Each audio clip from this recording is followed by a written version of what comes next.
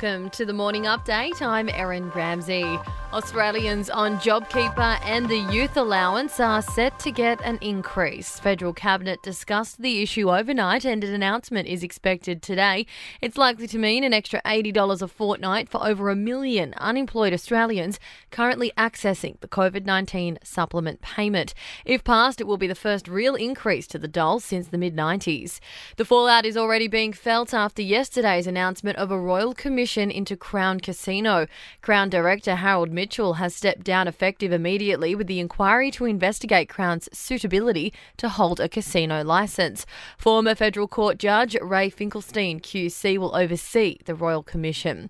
Australia is studying the distribution of the coronavirus vaccine overseas to ensure the best system is being used here.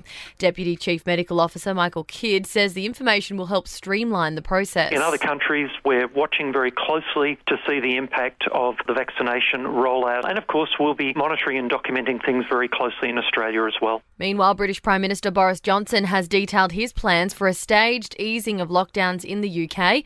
It begins on March 8 with children returning to school, groups of 6 allowed to gather outdoors and aged care residents allowed to have 1 visitor. Mr Johnson says 4 tests will decide if other restrictions are eased on April 12 and May 17. First, the vaccine programme continues successfully. Second, vaccines reducing hospitalisations and deaths. Third, the infection rates do not risk a surge in hospitalisations. And fourth, risks is not fundamentally changed by new variants of COVID.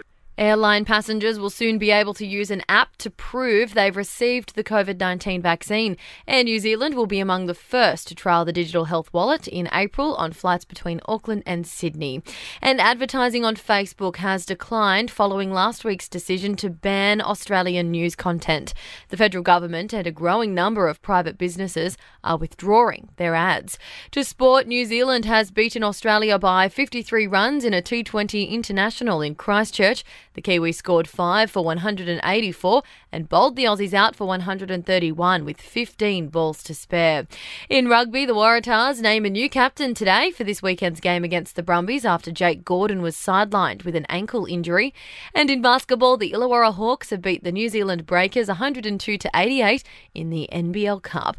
In entertainment, after 28 years of making music together, Daft Punk have called it quits. The electronic dance duo made the announcement to fans via an 8-minute video posted online.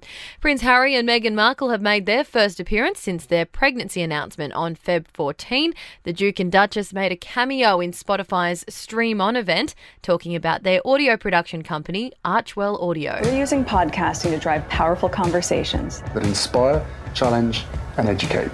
And more presenters have been announced for the Golden Globes Awards. Margot Robbie, Kate Hudson and Tiffany Haddish will join the lineup. The award show, hosted by Amy Poehler and Tina Fey, will air from home next Monday, Australian time. And that's the latest from the Nova podcast team. We'll see you this afternoon for another episode of The Update.